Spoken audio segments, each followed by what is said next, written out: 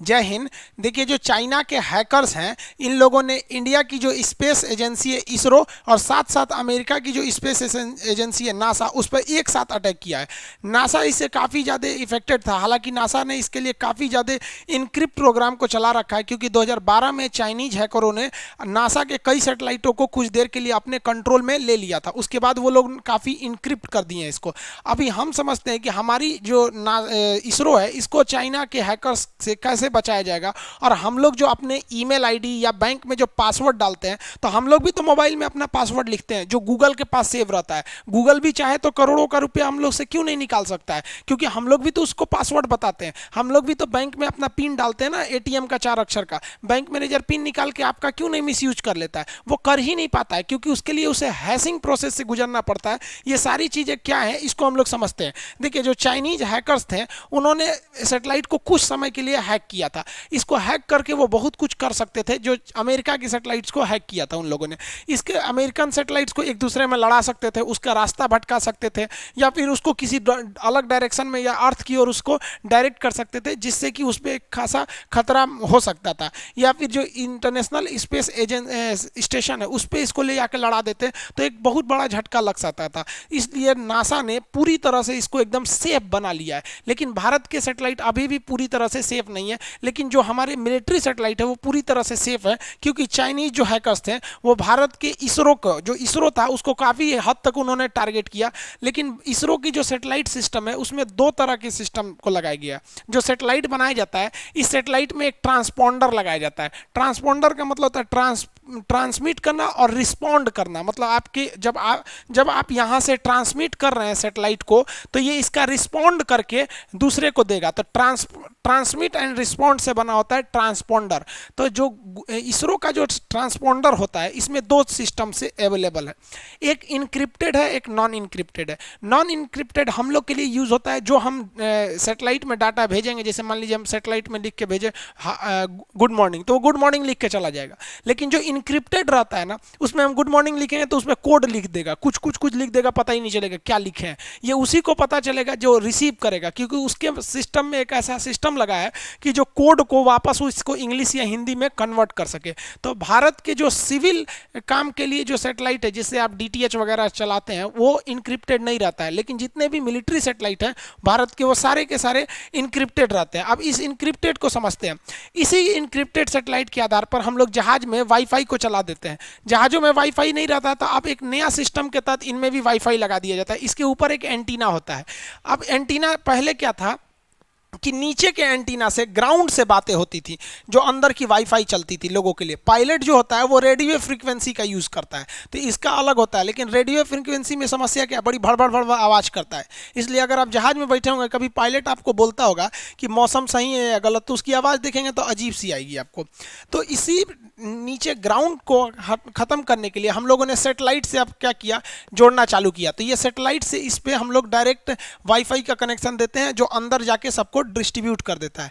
अब इसकी स्पीड उतनी अच्छी नहीं होती है, क्योंकि अभी हम लोग इसे KU बैंड यूज कर रहे हैं।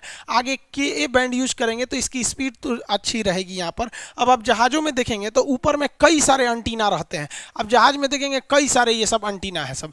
अब ये एंटीना जो होते हैं, ये एक अलग से हवा का एक ड्रैग पैदा करते हैं, जो जहाज को स्मूथ उड़ने नहीं देते हैं। इसलिए एंटीना का साइज छोटा करना ज़रूरी था, और जो अंदर की स्पीड थी वो भी बढ़ानी ज़रूरी थी। अब 200 Mbps का स्पीड दिया जाता था। अब 200 Mbps जो स्पीड है, ये पूरे जहाज के लिए स्पीड है।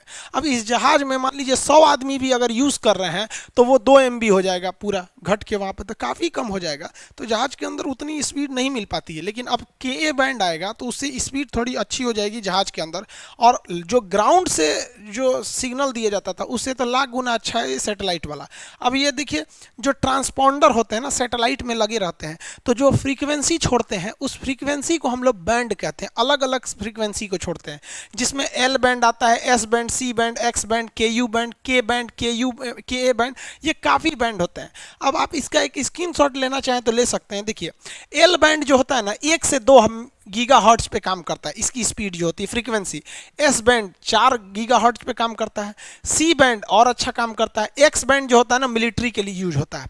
हम लोग को जो दिया जाता है वो S बैंड और C बैंड दिया जाता है, हम लोग जो मोबाइल वगैरह में चलाते हैं। और मिलिट्री को जो दिया जाता है वो कौन सा दिया जाता है, वही एक्स बैंड दिया जाता है मिलिट्री वगैरह को। अभी जहाज़ों में जो यूज होता है वो केयू बैंड होता है। केयू बैंड जो होता है इसकी फ्रीक्वेंसी अच्छी होती है। देखिए जितना ज़्यादा फ्रीक्वेंसी बढ़ाएंगे ना, खराब मौसम में उतना अच्छा काम नहीं करेगा। अब इससे भी बेहतरीन, अब के बैंड का उतना यूज नहीं हुआ, के ए बैंड का ज़्यादा यूज होने लगा। तो जो सैटेलाइट फ्रीक्वेंसी छोड़ता है उसकी स्पीड उसकी फ्रीक्वेंसी पे डिपेंड करता है कितना तगड़ा होगा। तो के यू बैंड से अच्छा था आपका के ए बैंड। अब इससे भी अच्छा रहेगा वी बैंड, उससे अच्छा रहेगा डब्ल्यू बैंड, कई बैंड अच्छे होते हैं। जैसे जैसे आप इधर जाएंगे तो आपकी जो अपलोडिंग स्पीड है वो बढ़ती जाएगी। देखिए इधर हाई होती जाएगी, जो थ्रो आउट है वो हाई हो जाएगा। जो आपका एंटीना का साइज है तो एल बैंड की एंटीना का बहुत बड़ा लगाना पड़ेगा, और इधर आएंगे तो एंटीना का साइज छोटा होते लगेगा। तो यही लिखा है कि एंटीना का साइज इस साइड जैसे जैसे आएंगे एंटीना का साइज छोटा होते जाएगा, और अगर वो एल बैंड या एस बैंड या सी बैंड लगाएंगे तो बड़े साइज का एंटीना लगाना पड़ेगा। अब आप ही बताइए ना, जहाज के ऊपर बड़े साइज का एंटीना लगाएंगे तो एक हवा का ड्रैग उत्पन्न करेगा जो अच्छा नहीं माना जाता है। इसलिए हम लोग के यू बैंड के अलावे अब हम लोग क्या लगाने जा रहे हैं, के ए बैंड। क्योंकि जैसे जैसे जाएंगे तो इस साइड में बैंड जो होता है बड़ा होने लगता है, क्लियरिटी अच्छी आती है। तो अभी जो जहाज़ों में यूज़ होगा वो इसरो द्वारा बनाया गया के ए बैंड होगा। इसकी क्या होगी, स्पीड अच्छी होगी, साउंड की क्लियरिटी अच्छी होगी। लेकिन ख़राब मौसम में ये उतना अच्छा काम नहीं करेगा। ख़राब मौसम में यही सब अच्छा काम करते हैं। तो इंडियन जो एयर स्पेस है उसने अपनी जहाज़ों को एक दिशा निर्देश दिया है कि आप अपनी जहाज़ों में के यू बैंड भी लगाइएगा और के ए बैंड भी लगाइएगा। क्योंकि जब मौसम सही रहेगा तो के ए बैंड से काम चल जाएगा, और जब खराब मौसम है तो के यू बैंड से काम चलेगा। यानी कम्युनिकेशन फेल नहीं होना चाहिए। ये हम पैसेंजर्स के लिए लगाया जा रहा है। रेडियो फ्रीक्वेंसी पे पायलट्स वगैरह बात करते हैं, लेकिन अब जो मिलिट्री वाले या जो हैकर से बचने के लिए हम लोग किसका प्रयोग करते हैं, इनक्रिप्शन का। इसी से बना है आपका क्रिप्टो करेंसी जिसे बिटकॉइन कहते हैं। देखिए जब भी आप कहीं पे अपना पासवर्ड डालते हैं, चाहे वो एटीएम के मशीन हो या फिर कहीं पे भी आप पासवर्ड बनाते हैं, आप अपने मोबाइल में बनाते हैं, ईमेल आईडी में कहीं पे भी पासवर्ड बनाते हैं, तो ये पासवर्ड को गुजरना पड़ता है हैशिंग प्रोसेस से। ये हैशिंग प्रोसेस क्या है तो समझिए ध्यान से, ये क्या प्रोसेस होता है। आप कुछ भी चीज़ों को लिखते हैं तो हैशिंग प्रोसेस के तहत उसे एक 40 डिजिट के एक बहुत बड़े नंबर में कोड में बदल दिया जाता है। जैसे यहाँ लिखा हुआ है लायन, हम बड़ा लिख देते हैं लायन, तो यहाँ 4 अक्षर है। ये हैशिंग प्रोसेस से इसको क्या बना दिया, एक इतना बड़ा अक्षर बना दिया, 40 अक्षर के कोड में बना दिया। अब हैशिंग की पहली विशेषता समझिए, आप कितना भी बड़ा वर्ड इधर लिखिए। आप मान लीजिए यहाँ एक लिख देते हैं आई एम खान, हम इतना बड़ा लिख देते हैं तो इसको, ये मेरा कोड हो गया, सपोज कर लिए मेरा कोड है, ये मेरा पासवर्ड है, तो आई एम खान, तो ये इसको कितना अक्षर में बनाएगा, 40 अक्षर के कोड में बनाएगा। और अगर हम यहाँ केवल अपना पासवर्ड बना देते हैं लव, तो भी इसको ये 40 अक्षर में ही बनाएगा। यानी आप अपना पासवर्ड कितना भी अक्षर बनाइए, ये उसको 40 अक्षर में ही बनाता है। यहाँ पे हैशिंग एक फिक्स साइज होती है, उसी में बनाएगा यहाँ पर पहला। अब देखिए हैशिंग से क्या होता है, बात समझिए।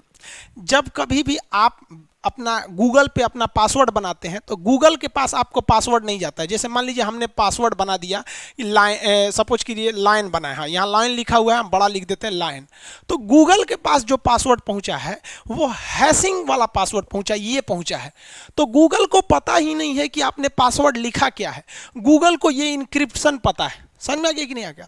अब अगर कोई गूगल का कर्मचारी है या गूगल से किसी ने ये इनक्रिप्टेड कोड उठा लाया तो भी वो आपका अकाउंट हैक नहीं कर पाएगा, क्योंकि उसको ये वाला कोड पता है। और अगर गलती से वो ये वाला कोड इधर से आपके अकाउंट में या पासवर्ड में भरेगा तो वो इसका एक अलग पासवर्ड जनरेट कर देगा वहां पर, क्योंकि हैशिंग केवल वन वे डायरेक्शन में काम करता है। देखिए तीर केवल इधर बना है, यानी आप लाइन को इधर से कन्वर्ट कर सकते हैं, लेकिन अगर आपको ये वाला चीज मिलेगा तो आप इसको इधर से कन्वर्ट नहीं कर पाएंगे कि क्या लिखा हुआ है। तो आपको पासवर्ड में इंक्रिप्शन थोड़ी लिखने को बोलता है, आपको तो पासवर्ड लिखने को मिलता है। तो अगर आपको किसी का हैशिंग कोड पता चल गया तो आप ये नहीं बता पाएंगे कि वो क्या चीज लिखा हुआ है। तो दो चीज समझ में आ गया कि पहला, हैशिंग कोड कितना छोटा हो या कितना बड़ा हो, आप अगर पासवर्ड बनाते हैं तो हैशिंग के बाद उसे एक 40 डिजिट के कोड में बना दिया जाता है, पहला। दूसरा, ये वन वे काम करता है, इधर से इधर काम नहीं कर सकते। समझ में आ गया कि नहीं आ गया। अब जरा एक चीज ध्यान समझिए, ये जो हैशिंग की क्रिया हो रही है, हैशिंग मतलब पासवर्ड जनरेट करना, इस पूरी क्रिया को हम क्रिप्टोग्राफी कहते हैं। इसी से बना है क्रिप्टो करेंसी, जिसे आप बिटकॉइन बड़ी अच्छा से बड़ा आप लोग सुने होंगे, समझ में नहीं आता होगा आप लोग को, वो भी नॉर्मल चीज़ है।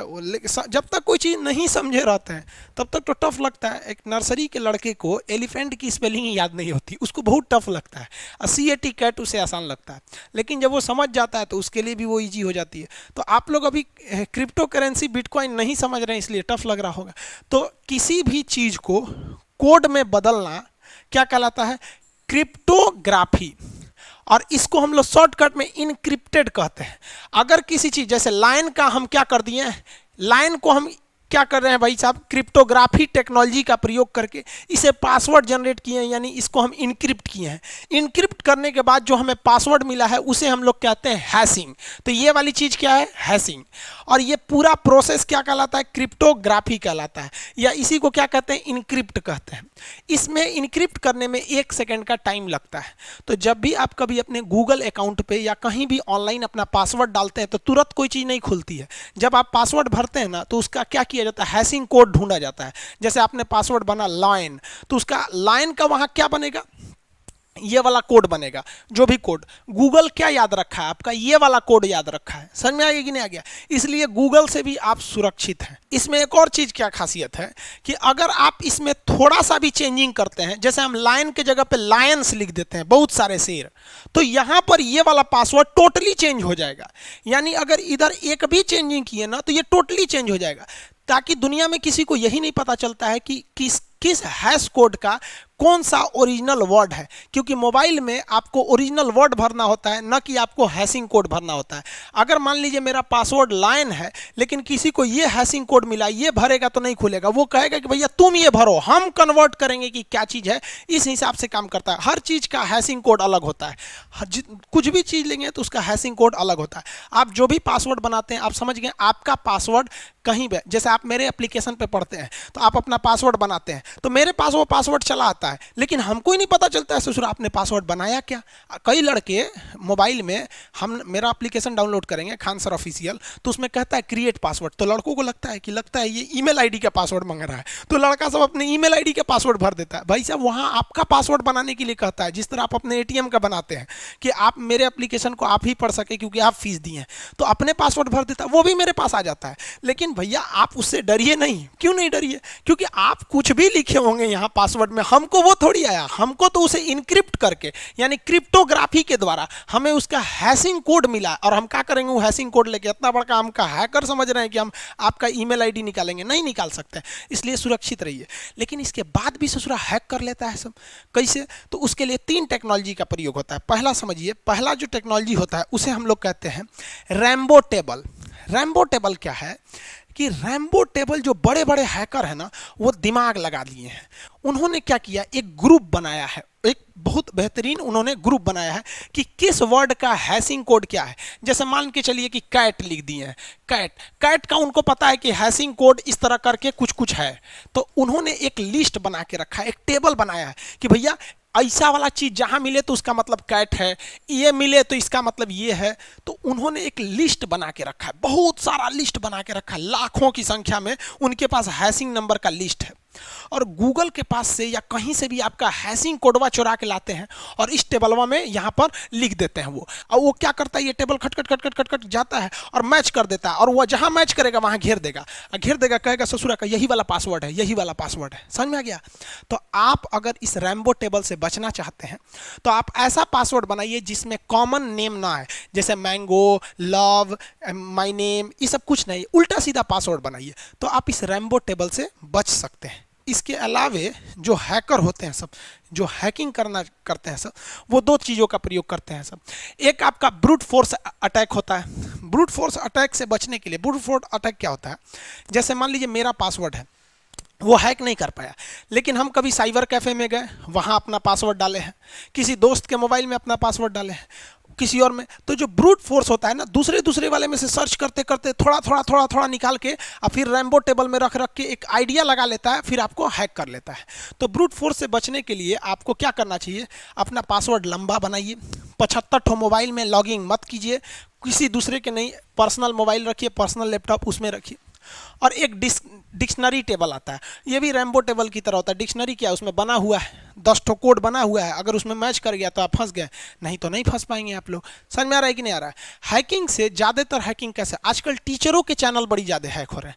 रीजन समझिए क्या हो रहा है कि ज़्यादातर जो टीचर हैं वो खुद मैनेज नहीं करते हैं। जैसे हम क्या करते हैं, हम वीडियो खुद ही बनाते हैं, एडिट खुद करते हैं, अपलोड खुद करते हैं, सब कुछ खुद करते हैं, दूसरे का कुछ नहीं करते हैं। लेकिन ज़्यादातर टीचर एक स्टाफ रखे हुए हैं, अब वो रिकॉर्ड करके चलेगा, स्टाफ टीचर का मोबाइल लिया, अपने मोबाइल में वो सब कुछ रखा है। अब क्या होता है कि आपका मोबाइल सेफ है, लेकिन आपका जो स्टाफ है वो अपने दोस्त को दिया, वो अपने दोस्त को दिया, धीरे धीरे करते करते जहां 3-4 मोबाइल में लॉगिन हुआ, बस हो गया, ब्रूट फोर्स हो गया। और सबसे बड़ी टीचर्स के अकाउंट हैक होने का सबसे बड़ा कारण क्या है, वो अपने बैच का प्रचार करा रहे हैं, इसलिए हैक हो जाता है। देखिए जैसे कोई टीचर है, उसको मान लीजिए वो अच्छा पढ़ा रहा है सपोज, लेकिन वो चाहता है कि हमको इंडिया के कम से कम 10 लाख स्टूडेंट हमें देखें, और 10 लाख देखने के लिए तो कंपनी आती है जिसे कहा जाता है सोशल मीडिया सोल्यूशन। तो सोशल मीडिया सोल्यूशन वाले क्या कहते हैं कि आप हमें 2 लाख दे दीजिए, हम अलग अलग लड़कों के ईमेल पे भेज देंगे वो लोग। अब वो क्या करते हैं, उनका वीडियो हो गया, डेमो वीडियो, और आपको प्रचार करने के लिए भेजेंगे, तो आप ही के चैनलवा से कराएंगे ना, तो आप उस कंपनी को अपना पासवर्ड बताते हैं, ईमेल आईडी बनाते हैं। अब वो कंपनी वाले का जो लैपटॉप होता है वो सेफ नहीं होता है, उस पर हजारों लोग कस्टमर बन के आए रहते हैं। आप अपनी आईडी को सुरक्षित रखते हैं, लेकिन कंपनी वालों के लिए आप कस्टमर हैं, आप उनको दे दिए, और जहां दिए तो आपका तो प्रचार करा दिया, आप खूब यूट्यूब पे हल्ला हो गया, अरे भाई सर जी बहुत अच्छा पढ़ा रहे हैं, और 2-4 महीना बाद उनका हैक हो जाता है। इसलिए जितने टीचर्स का हैक हुआ है, आप देखिएगा कि ज़्यादातर वो टीचर ऐड लगवाए होंगे अपना प्रचार के लिए, तो वो भी हो जाता है। हम ये नहीं कहते हैं कि जितने लोग ऐड लगवाते हैं उनका हैक ही हो जाता है, जो नहीं भी लगवाते हैं उनका भी हैक हो जाता है। हम ये संभावना बता रहे हैं, क्योंकि हम कई जैसे एथिकल हैकर होते हैं ना, जो बैंकिंग को हैक होने से बचाते हैं, उन लोग से बात किए तो वो लोग कहते हैं कि कहीं ना कहीं तो हम लोग गलती करते हैं, कहीं ना कहीं गलती कर देते हैं, जिससे ये हो जाता है। समझ में आ रहा है कि नहीं आ रहा? तो ये हैकिंग समझ में आ गया कि कैसे कैसे ये लोग हैकिंग का काम कर देते हैं। लेकिन जो है ये हैशिंग का काम है, इसमें एक गलती हो जाती है। गलती क्या है कि अगर आपने लिखा कार, तो कार के लिए जो हैशिंग कोड बनेगा वो हर हाल में एक ही रहेगा, वो कभी चेंज नहीं हो सकता है। मान लीजिए 40 अक्षर का कुछ भी कोड बना दिया, सपोज कि कार के लिए ये कोड बना दिया, तो दुनिया का कोई भी व्यक्ति अगर कार लिखता है तो कोड यही हो जाएगा। तो एक बात बताइए, अगर जो हैकर है वो ये वाला कोड को सेव कर लेगा कि भैया ये कोड का मतलब कार, समझ में आएगी कि नहीं आएगा? अब वैसे ही मान लीजिए कोई लिख रहा है न्यू, तो न्यू के लिए भी कोई एक कोड बनेगा इस टाइप का, कुछ भी हमेशा न्यू हो गया। अब किसी ने अपने पासवर्ड बना दिया न्यू कार जैसे बनाया, तो हैकर क्या करते हैं सब, आपका ये वाला हैशिंग कोड कैसे भी जुगाड़ कर लेता है सब, और इसको कहाँ ले जाएगा सब, रैम्बो टेबल में। रैम्बो टेबल में पहले से ये सेव है क्या कि भैया इसका मतलब कार, इसका मतलब न्यू, वो बता दिया भैया इस पासवर्ड का मतलब होता है न्यू कार, और वो बैठ के आपका हैक कर लेगा। अब आपका अकाउंट साफ कर दे या चैनल उड़ा दे या कुछ भी कर दे, अलग अलग कर सकता है। तो इससे बचने के लिए एक और बेहतरीन चीज़ निकाला गया, कहा गया कि हैशिंग तो होगा ही, लेकिन इसी में साल्टिंग कर दिया जाए, साल्ट जोड़ दिया जाए, खाना में थोड़ा सा नमक वमक छिड़क दीजिए तो और टेस्टी हो जाता है। तो साल्ट क्या प्रोसेस कर दिया गया। अब ससुराइए साल्ट क्या है, देखिए salt is an advance system of hashing. Salt और हैशिंग में बस अंतर क्या चीज़ है, देखिए क्या है कि जब कभी आप हैशिंग लिखते हैं, जैसे मान लीजिए कार का हैशिंग लिखे, जैसे यहाँ देखिए यहाँ फू बार लिखा हुआ है, फू बार, ये भाई साहब किसी का कोड है, पासवर्ड है फू बार। तो जब कभी भी ये साल्टिंग से यूज करेंगे ना, साल्टिंग से, तो साल्टिंग क्या करता है कि फू बार का हैशिंग बनाएगा। यहाँ देखिए हैशिंग बनाया है, यहाँ हम लिख देते हैं, आपको नहीं दिख रहा होगा, UYFIEEIRU ऐसे बना दिया है, ठीक है। अरे भाई तुम हटो ना यहाँ से, यहाँ पे ये ऐसे बना दिया ये। लेकिन अगर यही व्यक्ति जब दोबारा लिखेगा फू बार, तो इसका वाला चीज अब की वो सेम नहीं रहेगा, आपकी चेंज हो गया। देखिए यहाँ आपको क्लियर नहीं दिख रहा होगा, हम लिख देते हैं ये चेंज हो गया। तो हैशिंग में और साल्टिंग में यही डिफरेंस है कि अगर आप सिंपल हैशिंग लिखिएगा तो एक खास तरह के आपके पासवर्ड का एक फिक्स आपका कोड बनाएगा, समझ में आ गया। लेकिन अगर उसी हैशिंग के साथ साथ आप साल्टिंग जोड़ देते हैं तो बार बार चेंज कर देगा उसको, तो ये कुछ ज़्यादा ही सिक्योर हो जाता है। तो अगर आपका अकाउंट बिजनेस है, आप लोग जो इस क्लास को देख रहे हैं, अगर आप बड़े टीचर हैं या फिर बड़े बिजनेसमैन हैं, तो आप लोग अपने डेवलपर से बोलिए और कहिए कि हमें हैशिंग के साथ साथ साल्टिंग टेक्नोलॉजी भी दीजिए। अगर आप साल्टिंग और हैशिंग कर लिए हैं तो आपके हैक होने का चांसेस लगभग खत्म हो जाता है। गलती आप ही कर देते हैं। गलती आप लोग कहाँ कहाँ कर देते हैं? सबसे पहला कि आप पासवर्ड इजी बना देते हैं, अपना डेट ऑफ बर्थ बना देंगे, नहीं तो मोबाइल नंबर बना देंगे। भैया ये पासवर्ड नहीं बने, पासवर्ड कम से कम रखिए 14 अक्षर का। समझ में आ गया? 14 अक्षर का पासवर्ड रखिए। और अगर पासवर्ड आपको याद हो गया तो समझिए आपका पासवर्ड स्ट्रांग नहीं है। अलग अलग चीज़ का यूज करिए, उसमें कुछ कैपिटल लेटर डालिए, उसमें कुछ मान लीजिए आप कुछ स्मॉल लेटर डाल दीजिए, जैसे एक तो कुछ ऐसे डाल दिए, फिर कुछ एफ ऐसे कर दिए, कुछ कुछ मतलब ऐसा डालिए कि आपको लिखना पड़े। उसमें आप मान लीजिए क्रॉस का प्रयोग कर दिए, प्लस माइनस का, डिवाइड का, अलग अलग चीज़ का सिंबल का यूज़ कीजिए। जैसे यहाँ देखिए स्ट्रॉन्ग पासवर्ड बनाया है, यहाँ कैपिटल टी स्मॉल टी लिखा है, फिर कैपिटल वाई लिख दिया है। अगर आप 2 अक्षर का यूज कर रहे हैं तो एक कैपिटल रखिए, एक स्मॉल रखिए, फिर कुछ इस टाइप का लाइए, तब कि आपका जो है अगर बाय द वे आपका हैशिंग कोड लीक भी हो जाए तो जल्दी आपका पासवर्ड पता ना चले। उसके बाद आप अपने मोबाइल में जब भी गूगल में जाएंगे तो 2 स्टेप वेरिफिकेशन जरूर लगाएंगे। 2 स्टेप वेरिफिकेशन जो होता है ये आपके मोबाइल को एक्स्ट्रा सिक्योर बना देता है। जैसे मान लीजिए कि हमारा कोई मोबाइल है, ये सपोज इसमें मेरा ईमेल आईडी है, आपको गलती से मेरी ईमेल आईडी पता चल गई और मेरा पासवर्ड भी पता चल गया, तो आप खटाखट कहेंगे खान सर का चैनल ही उड़ा देते हैं, आज तो खान सर का चैनल लीक हो गया, बड़ी भाग रहे हैं, मिलियन 2 मिलियन 3 मिलियन जा रहे हैं, हैक कर देते हैं, कामें खत्म। नहीं कर पाएंगे बबुआ। आपको मेरा ईमेल आईडी भी पता चल जाए और अगर आपको मेरा पासवर्ड भी पता चल जाए तो मेरे मोबाइल में लगा हुआ है 2 स्टेप वेरिफिकेशन। जैसे आप मेरा ईमेल आईडी लिखिएगा और जैसे पासवर्ड लिखिएगा तुरंत मेरे पे मैसेज आ जाएगा कि फलानवा मोबाइल में, आपका मोबाइलों नंबर बता देगा कौन सा है, रेडमी है कि रियलमी है कि लैपटॉप है कि सिस्टम है, उसका कोड बता देगा। ये भी बता देगा किस जिला में है, बता देगा इस जिला से ये वाला मोबाइल आपको एंट्री मार रहा है ईमेल आईडी से, क्या आप परमिशन देते हैं? तो हम कह देंगे यस, तो आपका काम हो जाएगा। और हम यस करेंगे, हम सीधा कर देंगे नो, तो कहेगा कि आप सुनिए, नो मत कीजिए, आप जो है ना वो आपका पासवर्ड जान गया, आप चेंज कर दीजिए। तो हम खटर खटर खट खट खट खट करके चेंज कर देंगे। अब आप जानियो गए हैं तो कोने काम के। समझ में आ रहा है कि नहीं आ रहा है? तो 2 स्टेप वेरिफिकेशन जरूर रखिए। इससे अगर ये नहीं है तो समझिए आप चौपट। और उसके बाद भी जब आप अपना ईमेल अकाउंट खोलिएगा तो उसमें लिखता है मैनेज अकाउंट, उसमें जाके देख लीजिएगा कि किस किस मोबाइल में आपका ईमेल आईडी खोला गया है, और 2 स्टेप वेरिफिकेशन। और जब भी आपके मोबाइल पे कोई मेल आता है रिकवरी का, दिखेगा रिकवरिंग, तुरंत इसको भैया जैसे आया रिकवरिंग तुरंत नो मारिए, तुरंत नो। जिस किसी का आता है मोबाइल हैक होता है ना, तुरंत मैसेज आता है recovering, your mobile is recovering, तो वो सोचता है ससुरा रिकवरिंग हो रहा है, ये कौन चीज़ है रिकवरिंग, और 6-7 सेकंड में पूरा रिकवरिंग मार देता है। जैसे रिकवरिंग आया तुरंत नो मारिए, तुरंत नो। तो जो हैक कर भी लिया है ना, क्योंकि एक अलग चीज़ आती है जो आपका 2 स्टेप वेरिफिकेशन को तोड़ देते हैं सब, तो भी आपके पास एक मेल आएगा रिकवरिंग का। इसमें सोचिए नहीं, तुरंत क्या मारिए, नो। और एक चीज़ और बताते हैं, ऑनलाइन में जब भी आपको कुछ समझ में नहीं आए ना, सीधे नो मारिए, सीधे नो। क्योंकि मान के चलिए अगर आप अच्छा चीज को नो मार दिए तो दोबारा वो जेन्युइन है, आप दोबारा उसे चालू करा सकते हैं। सपोज मेरे बैंक से मैसेज आया है कि आप अपना एटीएम को क्या कीजिए, दोबारा रिन्यू कीजिए, हम नो मार दिए, तो फिर जाके रिन्यू करा सकते हैं। लेकिन ससुरा अगर यस मार दिए और बैंक का है तब तो ठीक है, लेकिन फर्जी वाला है और यस मार दिए तो लुटा गया। इसलिए जहां कुछ समझ में नहीं आए ऑनलाइन की दुनिया में, सीधे मारिए नो।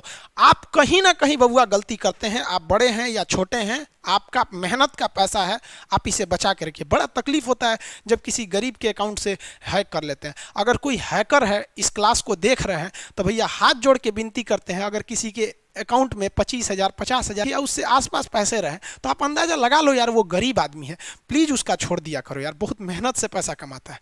अरे लूटना है तो ससुरा नेताओं का लूटो ना ससुरा, करोड़ों करोड़ों अकाउंट में होगा, खाली कर दो उसको, कौन जाता है। एक गरीब का मत लूटो यार, हाथ जोड़ के विनती करते हैं, ऐसा नहीं करना चाहिए।